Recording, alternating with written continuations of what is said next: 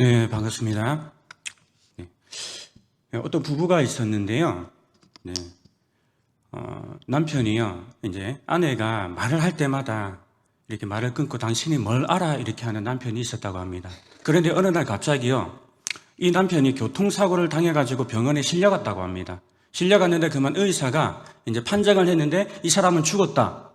깨어나지 않아서 혼수 상태였는데 이 사람은 죽었다라고 이렇게 판정을 내렸습니다. 그래갖고 이 소식을 들은 아내가요, 이제 병원으로 달려갔습니다. 그래서 그 시체 앞에서 막 울고 있었다고 합니다. 울고 있는데 갑자기 남편이 깨어나가지고 이 아내를 등을 막 두드리면서 한마디 했다고 합니다. 자기야, 나 안 죽었어. 이렇게 말을 했다고 합니다. 그러자 이 아내가 뭐라고 했을까요? 네, 당신이 뭘 알아? 의사가 죽었다고 하는데 이렇게 이야기를 했다고 합니다. 그러므로 우리가 이렇게 했던 말이 꼭 돌아오게 되어 있습니다. 우리가 그래서 서로 간에 교회에서는 어떤 말을 해야 되죠? 사랑합니다, 축복합니다 라고 이렇게 서로 인사해야 됩니다. 네, 우리 한번 고백하실까요? 우리 앞뒤로 좌우로 한번 바라보면서 당신이 있어 행복합니다. 아멘. 네, 교회는 항상 이렇게 사랑의 말을 하고 이렇게 고백하는 공동체가 바로 하나님께서 우리에게 주신 교회인 줄 믿습니다. 아멘. 네, 여러분, 오늘날 한국교회를 이렇게 보면 어떻습니까? 한국교회가 직면한 상황은 어떻습니까? 우리가 인식하는 것보다 훨씬 심각하다는 것을 우리가 느낄 수가 있습니다. 예상치 못한 일로 인하여서 우리가 교회 다닌다고 말하기가 부끄러운 상황에 놓여 있는 시대에 살아가고 있지는 않습니까? 이런 상황에서 과연 한국교회가 오늘날 그리스도인들이 오늘날을 살아가는 현대인들에게 사람들에게 무엇을 줄 수 있고 또한 무엇을 우리가 보여줄 수 있을 것인지를 심각하게 고민하고 생각해 보아야 한다는 것입니다. 요즘 시대를 보면 어떻습니까? 옛날에 우리가 상상만 했던 것들이 우리 생활 속에서요 하나하나 이렇게 실제로 이루어지고 있습니다. 실현되고 있습니다. 리모컨 하나로요 버튼 하나만 누르거나 또한 어떻습니까? 말로만 명령을 해도 집안에 이제 전등이 켜지거나 또한 텔레비가 켜지고 꺼지고 하는 그런 시대에 우리가 살아가고 있습니다. 너무나도 편리하고 최첨단 시대에 우리가 살아가고 있다는 것이죠. 또한 우리가 어떻습니까? 오늘날 우리가 마음만 먹으면 어떻습니까? 시간이 없어서 못 가지, 돈이 없어서 외국에 못 나가는 것이 아니죠. 언제든지 우리가 나갈 수가 있는 그런 외국에 나갔다 갔다 올 수 있는 그런 시대에 우리가 살아가고 있습니다. 그리고 또한 어떤 물건이 필요하면 어떻습니까? 직접 우리가 오늘날에 마트에 갈 필요가 없죠. 핸드폰 하나로만 다 해결할 수 있는 그런 시대에 우리가 살아가고 있다는 것이죠. 그러니까 굳이 교회 나와서 기도할 필요가 없는 시대에 살아가고 있다라는 것입니다.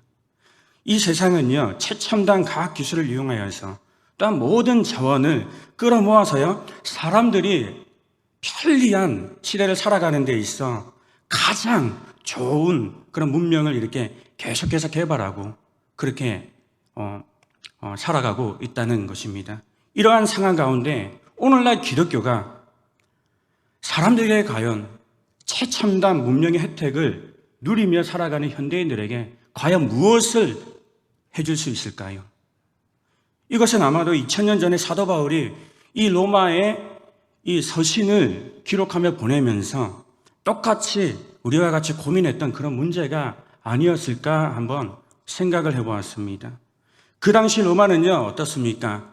그 당시 로마는 당시 사람들이 이미 도달할 수 있는 최고의 그 문명의 상태를 만들어 놓고 살아갔던 시대입니다.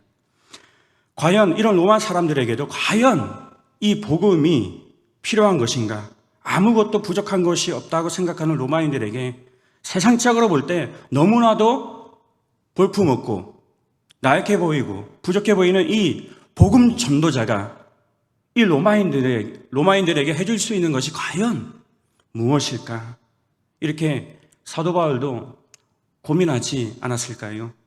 하지만 사도 바울은요, 이 로마인들이 아무것도 부족한 것이 없더라도 딱 한 가지가 있다라고 이렇게 생각을 하였습니다. 가장 이상적인 삶을 살고 있다 하더라도 가장 심각한 문제가 그들에게 있다라는 것을 그는 알았습니다. 그 당시 최고로 발달되어 있는 로마의 문명이 바로 죄의 문제를 해결할 수 없다라는 것입니다. 그렇다고 로마의 지식들이 죄의 문제를 해결할 수 있는 것도 아니었습니다.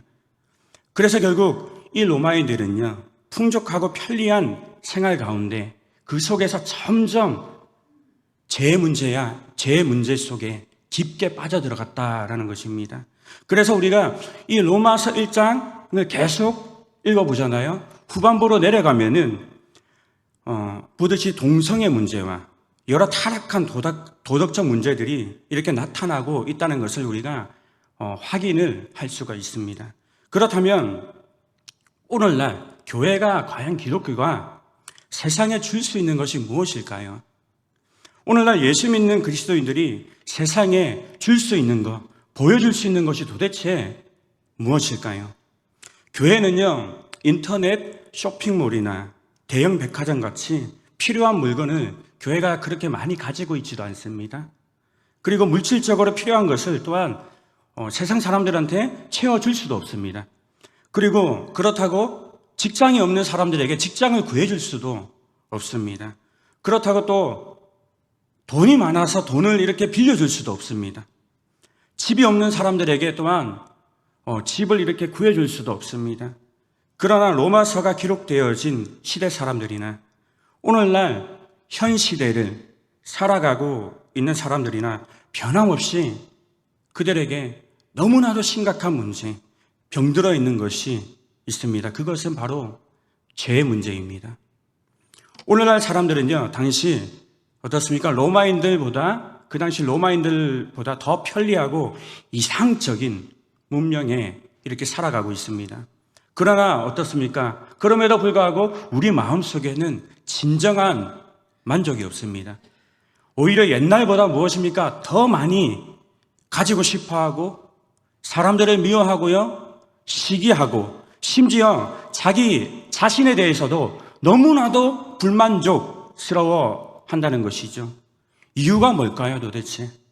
오늘날 많은 사람들은요, 문명, 이 과학의 발달로 인하여서 많은 것들이 너무나도 편리해지고 최첨단 문명의 혜택을 누리며 그렇게 살아가고 있지만은 겉모습만 너무나도 화려하게 변했지 속사람은 여전히 그대로 병들어 있고 무거운 죄의 짐으로 인하여서 신음하며 살아가고 있기 때문입니다.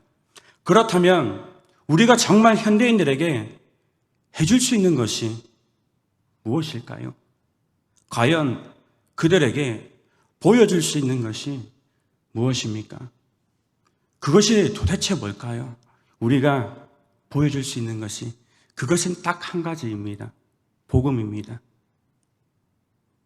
여러분, 복음이 무엇입니까? 로마서 1장 2절 말씀 우리 한번 함께 읽어보겠습니다.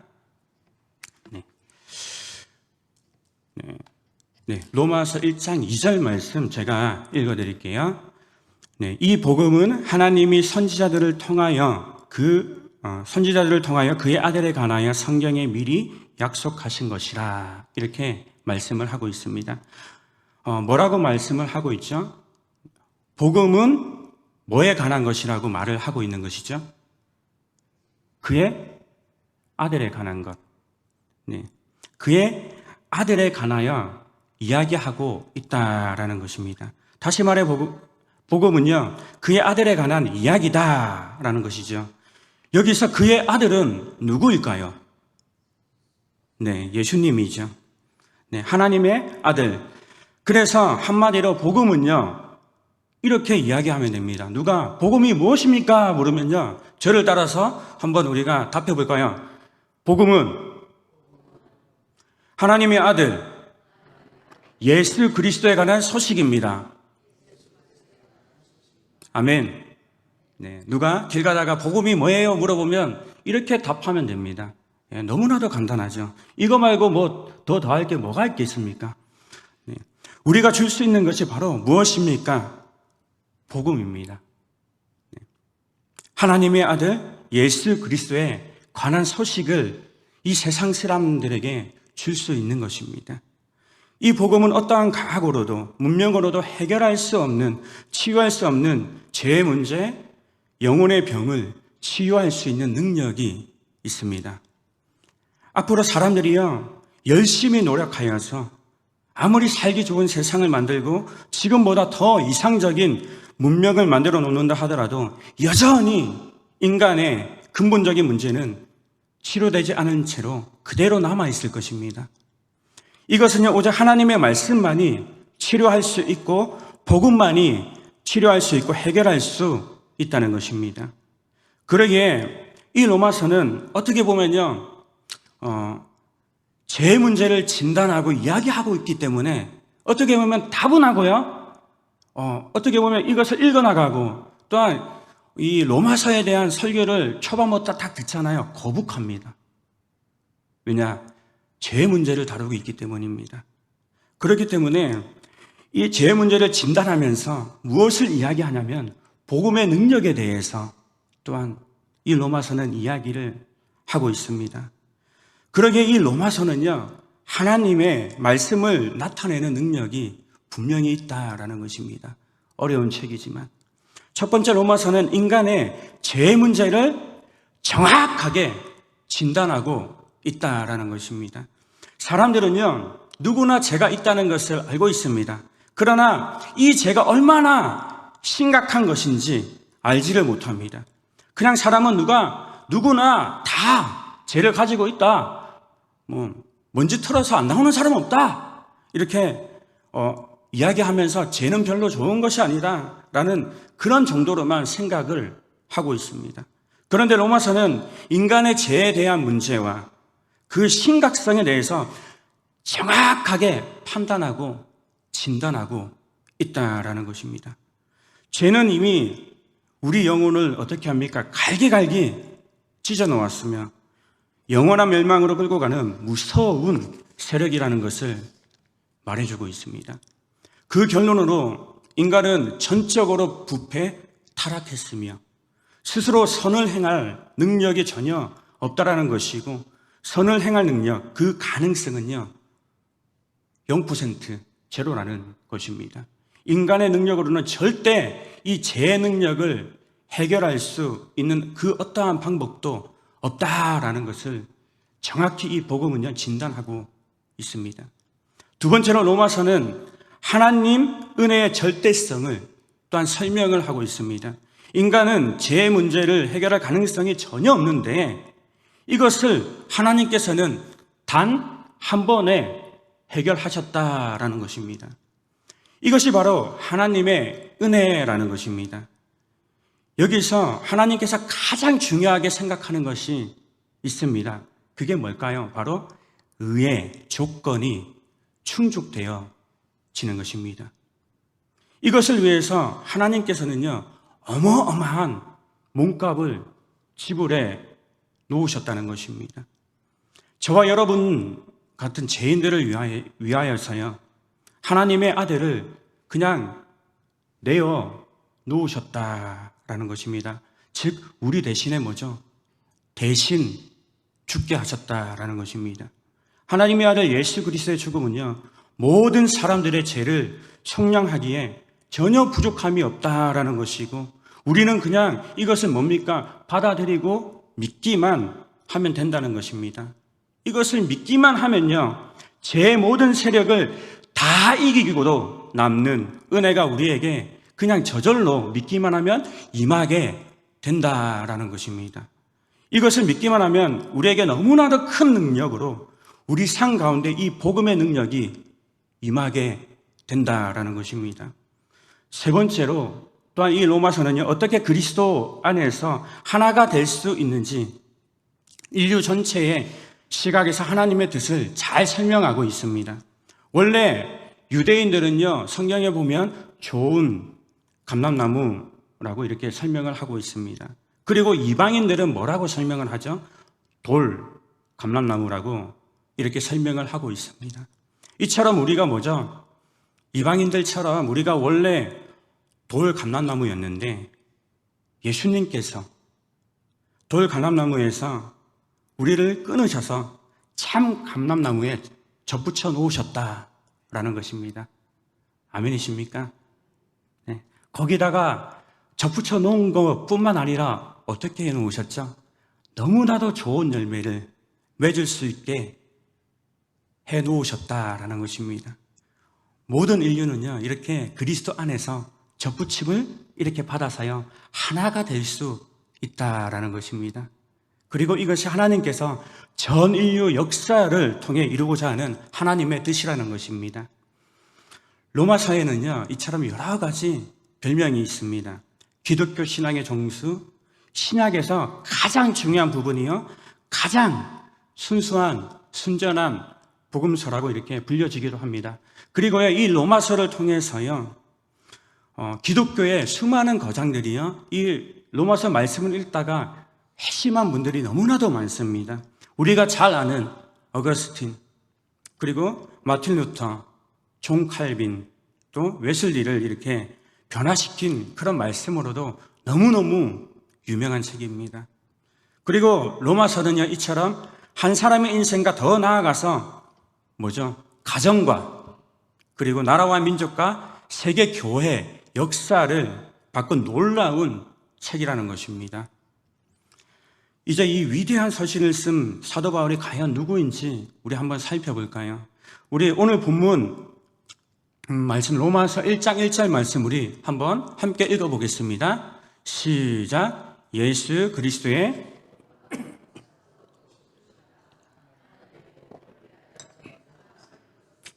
아멘. 이 로마서 첫 장 첫 절을 읽으면요, 예수 그리스도의 종 바울이라는 표현이 이렇게 나오고 있습니다. 성경에는 이것을 종이라고 표현하고 있지만요, 헬라 원어로는요, 이 말을 풀면요, 원어로 풀면 노예라고 이렇게 번역이 됩니다. 지금은요, 노예 제도가 없으니까 이 노예가 얼마나 비천한 신분인가를 우리가 실감할 수가 없습니다. 당시에는요, 로마 인구의 절반에 해당하는 사람들이 노예로 살아가고 있었다고 합니다. 그대로 마치 오늘날의 공장에 있는 기계나 소모품과 다를 바 없는 존재들이었습니다. 즉 사람이 아니었습니다. 노예들은요, 그냥 뭐죠? 말하는 짐승 취급을 받고 살아갔다라는 것입니다. 물건 취급을 받아야 했습니다. 그러니까 쓰다가 이 노예들이 아프면 어떻게 될까요? 일종의 뭐죠? 소모품과 같은 것이니 그냥 어떻게 됩니까? 그냥 고장이 나면 버려지게 되거나요, 그냥 죽이거나 그냥 서서히 죽어가도록 놓아둡니다. 당시의 노예들은요, 또한 시장에 가면요, 반나체가 되어서 이렇게 전시물처럼 이렇게 서 있었다고 합니다. 그래서 지나가던 사람들이 보다가 마음에 들면 흥정을 하고 물건처럼 이 노예를 사갑니다. 그 순간부터 어떻게 됩니까? 이 노예는요, 자신에게 돈을 지불하고 구입해 간 사람의 뭐가 되는 거죠? 종, 노예가 되어지는 것입니다. 그 구입한 사람을 주인으로 모시고 살아가게 되는 것입니다. 그리고 종노예에게는요, 자기 마음대로 할 수 있는 것이 아무것도 없습니다. 자기 자신을 또한 주장할 수도 없습니다. 자기 생각에 또한 있을 수도 없습니다. 자기 기준이 있어서도 아니 되었습니다. 정확히 말하면 그런 것들을 생각해서도 아니 되었습니다. 그냥 종은요, 노예는요, 말할 줄 아는 짐승처럼 이 주인을 위해 농사를 짓고 주인을 위해 노동을 하는 기계 도구에 지나지 않았습니다. 종은요, 로마 시대의 가장 비천한 신분인 이 노예를 의미를 하고 있습니다. 로마 사람들은 이처럼 노예를 주인의 소유물로 인식을 하였으며 노예는 사람으로 취급받지 못했다라는 것입니다. 도구나 짐승처럼 이 노예를 또한 물건처럼 사고 팔고 했었습니다. 그런데 이와 같이 사도 바울은요, 사람들의 종이 아니고 자신을 예수 그리스도의 종으로 자신을 소개한 것은요, 우리가 믿음으로 신앙생활을 하는 데 있어 너무나도 중요한 의미가 있다라는 것입니다. 이 서신을 쓰면서요, 이 로마의 시민권을 가진 사도 바울은요, 자신을 스스로 예수 그리스도의 종이라는 표현을 쓰고 있는데, 그는 지상의 자랑스러운 나라 로마의 시민보다도요, 하나님의 나라에 종으로 초대받은 것을 이 사도 바울은 영광으로 그것을 생각을 하고요, 자랑스럽게 생각을 하면서 이 로마서를 기록하였다라는 것입니다.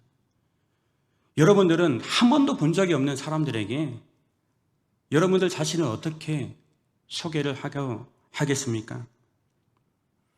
아마도 우리가 다른 사람에게 소개할 때는요, 나의 가장 좋은 것들을 접붙여서 이렇게 소개를 할 것입니다. 그럼에도 불구하고요, 사도 바울은 자신을 이렇게 종으로 표현을 하고 있습니다. 사도 바울은요, 자신을 소개할 수 있는 타이틀이 너무나도 많았습니다. 그는요, 어떠한 사람입니까? 그 유명한 유대인 학자 가말리엘 밑에서 수학을 했고요, 배웠고요. 그 전에는요, 아테네와 알렉산드리아에 있는 대학들보다 더 뛰어나다는 그렇게 알려진 다소에 있는 명망이 높은 대학에 다녔을 그는요, 자신을 학자라고 또한 소개를 할 수 있었습니다. 또는 종교적인 선생들로서는요, 매우 드물고 특별해서 수도에서 중요한 영향력을 갖고 있는 자신을 로마의 시민권자로 이렇게 소개를 할 수 있었습니다. 또 하나는요, 부활하신 예수 그리스도를요, 개인적으로 만났던 것이나 천국의 찬란함을 직접 그 환상을 보았던 것을 이렇게 상기시키면서 자기 자신을 이렇게 소개할 수도 있었습니다. 그러나 그는요, 다른 사람이 전혀 예상조차 하지 못한 그런 표현으로 자신을 소개를 하고 있는데요, 그것은 바로 예수 그리스도의 노예입니다라는 표현입니다. 그는 자신을 예수님의 노예로 소개하기를 더욱 영광으로 생각하고 자랑스러워 했다라는 것입니다. 여러분들도 잘 알고 있듯이요, 그는 예수님을 만나기 전에 무서운 증오와 살기가 가득했던 사람입니다. 만약 예수님이 눈앞에 계시다면 당장 잡아 죽여서 끌고 가고 싶은 심정이었을 것입니다. 변화되기 전에는요. 그러나 예수님께서는요, 그런 그를 만나서요, 너는 나의 택한 그릇이다 라고 하자 그는 그 앞에서 반항할 수도 없었습니다. 도망갈 수도 없었습니다. 마치 죽지 못해 끌려가는 노예와 같이 되고 말았습니다. 그는 예수님을 만나고요, 점점 변화되어서 이 로마서를 쓰고 있습니다. 다른 사람이 되어서요. 죽지 못해 끌려가는 노예가 아니라 이제는 주인 되시는 예수 그리스도를 위해서 자기 자신을 온전히 내어드리는 자원하는 종으로, 자발적으로 순종하는 종으로 예수 그리스도의 철저한 노예로 변화되었다라는 것입니다. 사도 바울은 진심으로 이 예수님을 주인으로 모시면서요, 노예처럼 살아갔습니다. 주인 되시는 이 예수님을 이 세상 사람들에게 전하기 위해서요, 그는 때로는 매를 맞고요, 그래서 죽기 직전까지 그 매를 맞으면서 견디어야 했습니다. 때로는 도망다니기까지 합니다. 때로는 도망다니면서 이 배고픔과 추위까지요, 견디어야만 했습니다. 주인을 위해 또한 억울하게 감옥에 갇히기도 하게 됩니다. 주인을 위해서 어떻게 합니까? 사도 바울은 자기 자신을 불태웠다라는 것입니다.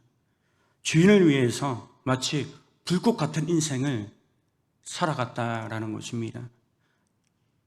그러나 저와 여러분들은 어떻습니까? 예수 그리스도의 종으로, 그분을 주인으로 모시며 살아가고 있습니까? 그런데 우리는 예수님을 주인으로 이렇게 고백을 하면서도요, 예수 그리스도의 종이라고 하면서도 오늘날 우리는 어떻게 살아가고 있습니까? 오늘날 예수 믿는 사람들은요, 너무나도 똑똑하여서요, 자기 의견이 너무나도 많습니다. 자기 방법이 너무나도 많습니다. 이것은 종이 아니라 주인이 되고 싶은 것입니다. 내가 예수님의 종이 아니라 예수를 부리는 주인으로 살려고 합니다. 예수님은 나의 기도를 들어줘야 하고요, 예수님은 나를 잘 살게 만들어야 되고 그렇지 않습니까? 많은 그리스도인들이요, 직분이 이렇게 생기게 되면 어떻게 되죠? 교회 좀 오래 다니면 어떻게 됩니까? 주인이 되려고 합니다. 이것이 너무나도 안타깝지만 현재 우리 한국 교회가 처해 있는 심각한 문제입니다. 제가 이 사도 바울을 한 문장으로 소개해 드리자면요, 사도 바울 그는 진실로 주님의 종으로서, 주님의 노예로서 이 복음을 위해서 자신을 불태웠던 사람이다라고 소개를 해드리고 싶습니다. 여러분들도 누군가에게 이렇게 소개되어지고 싶지는 않습니까? 그리고 오늘 본문을 보면 사도라는 표현이 나옵니다. 예수 그리스도의 종 바울은 사도로 부르심을 받아라고 말씀을 합니다. 사도라는 단어는 원어로 누구에게로부터 보내심을 받은 자라고 이렇게 해석이 되어집니다. 즉 사도란 파송한 사람의 임무를 완수하기 위해 파송된 사람을 일컬고 있습니다. 이때 파송받은 자는요, 보낸 자의 그 권위를 받아서요, 그 권위를 받아서 파송받게 됩니다. 처음 예수님이 12제자, 이 12사도를 세우실 때 주님이 가시려고 하는 곳에 먼저 이들을 보내어 놓고 사람들에게 알리는 일을 하게 했습니다. 나중에 주님은 이들을 보내면서 복음도 전하고 병도 낫게 하고 귀신도 쫓아내게 하는 그 권세를 주셨다라는 것입니다. 사도 바울에게 권위를 주어 복음 전도자로 보내신 분이 바로 누구이십니까? 예수 그리스도입니다. 사도 바울은 다메섹으로 가는 도중 예수님을 만나서 예수님께로부터 이방인의 사도로 부르심을 받게 된 것입니다. 예수님께서는요, 대제사장의 공문을 받아 예수 이름을 부르거나 예수 이름으로 모이는 사람들, 그 돌을 쫓는 사람들을 모두 결박하여서 끌고 오고자 다메섹으로 향하던 그 완악한 사악한 바울에게 나타나셔서 그를 직접 사도로 부르셨다라는 것입니다. 한편 제자들 중에는요, 이 사도 바울의 사도성을 의심하는 자들이 적지 않았습니다. 왜냐하면 사도 바울은 다른 12 제자들처럼 이 예수님의 공생의 사역대에 사도로 부르심을 받은 사람이 아니었기 때문입니다. 그러나 사도 바울은 분명하게 확실하게 부활하신 예수 그리스도께로부터 직접 부르심을 받은 사도였다는 것이고, 사도 바울이 쓴 서신서 13권 중에 4권을 제외하고는요, 모든 서신서의 초반절에요, 자신의 사도됨을 말씀을 하고 있습니다. 이것은 자기 자신을 자랑하기 위함이 아니라요, 자신이 쓴 서신서가 구원의 진리를 담고 있다는 것을 이 서신을 받는 수신자들로 하여금 확신시키기 위해서였습니다.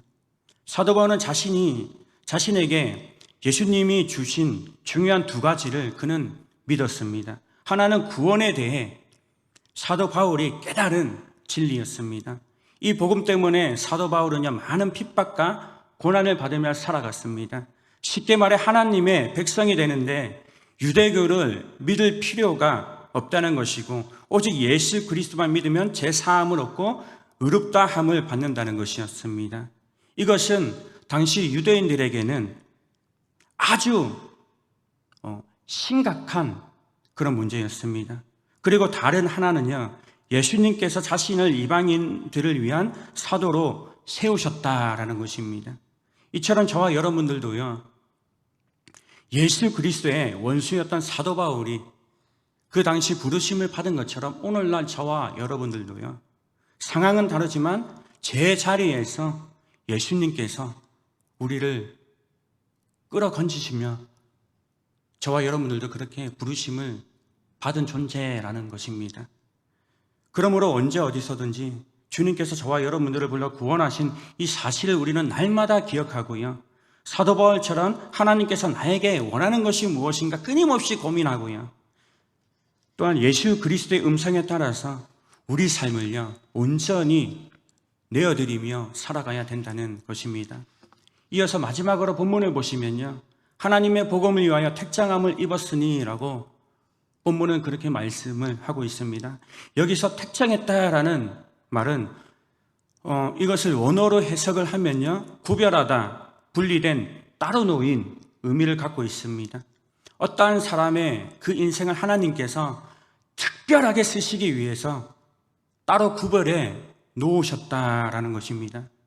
그런데 자기 자신은 전혀 느끼지 못하는 가운데 하나님께서 그 사람의 인생을 따로 분리하기 위해서요, 그 인생을 하나님의 뜻에 맞도록 몰아 가실 때가 있습니다. 그래서 그 사람이 하나님의 뜻에 맞게 사용될 때까지는요, 다른 길이 전혀 열리지가 않습니다. 사도 바울도 예수 그리스도를 만나기 전까지는요, 진정한 만족을 몰랐던 사람이었습니다.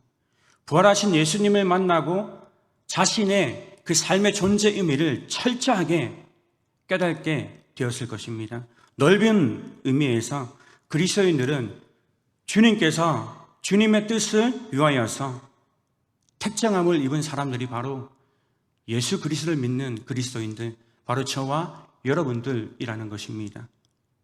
주님의 뜻이 무엇일까요? 바로 딱 한 가지입니다.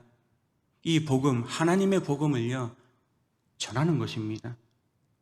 하나님의 복음이 전파되는 것입니다. 이 위대한 복음이 우리 삶 가운데 선포되면요, 돈이나 명예가 이런 것들이 주어지는 것이 아닙니다. 죄를 끊고 죄를 이기는 그런 능력이 우리에게 주어진다라는 것입니다. 그런데 이 복음이 없으면 어떻게 됩니까? 죄를 이기지 못할 뿐만 아니라 세상의 돈이나 명예의 노예가 되어버린다라는 것이죠. 사도 바울은 자신의 존재 목적이 바로 이 예수 그리스도를 전하는 이 복음이라는 것을 확신하고 있었습니다. 사도 바울이 다메섹 도상에서 예수님을 만나고 그 이후부터 삶의 이유는요, 딱 한 가지, 이 복음이었습니다. 바울은요, 이 복음 때문에 웃고 울었다라는 것입니다. 그렇다면 예수 믿는 저와 여러분들도 과연 오늘날 이 시대를 어떻게 살아가야 될까요? 명예를 얻으려고, 자리 차지하려고 아등바등 그렇게 살아가는 것이 아니라요, 우리 몸을요, 정말 하나님께로 완전하게, 온전하게 그냥 내어드리고 살아가는 것입니다. 하나님의 의지가 나의 의지가 되고요, 하나님이 하고 싶으신 그 일을 내가 해드리며 하나님을 찬양하고, 또한 하나님을 기뻐하며 다른 사람을 사랑하고 축복하고 위로하며 살아가는 것입니다. 빌립보서 1장 21절 말씀처럼요, 이제 내게 사는 것이 그리스도니 죽는 것도 유익함이라라는 이 고백을 가지고요, 오직 예수 그리스도의 노예로서 예수 그리스도께 보내심을 받은 자로서 이 하나님의 복음을 위해서 택정함을 받은 자로서 이 땅에서의 삶의 마지막에 우리 다 같이요, 나는 선한 싸움을 싸우고 내가 달려가야 할 길도 끝냈으며 그 믿음도 지켰습니다 라고, 이제 내게는 이 영광의 면류관을 받는 일만 남았습니다 라고 천국에서 이렇게 다 같이 예수 그리스도 앞에서 당당히 고백하는 저와 여러분들이 되기를 주님의 이름으로 축복드립니다. 아멘. 우리 다 함께 이 시간 오늘 말씀을 기억하면서 우리가 기도했으면 좋겠습니다. 여러분, 우리가 끊임없이 예수님은 나의 주인입니다, 저는 예수 그리스도의 종입니다 라고 이렇게 우리는 그렇게 고백합니다. 그런데 과연 우리가 예수님을 주인으로 모시고 살아갔습니까? 오히려 우리가 예수님의 주인이 되려고 하지 않았습니까? 그렇다면 이 시간 우리가 주님, 저의 잘못된 생각을 고쳐주셔서 철저히 예수 그리스도의 노예로서 살아가는 그런 능력을 주시옵소서. 그래서 이 세상에 보내심을 받은 자로서, 하나님께 택정함을 입은 자로서 예수 그리스도의 그 노예로서 그 주인의 능력을 이어받아서 이 세상에 이 복음의 능력을 전하는 그런 보내심을 받은 자의 사명으로 살아가게 해달라고 우리가 함께 주여 한번 부르짖고 기도하며 나아갔으면 좋겠습니다.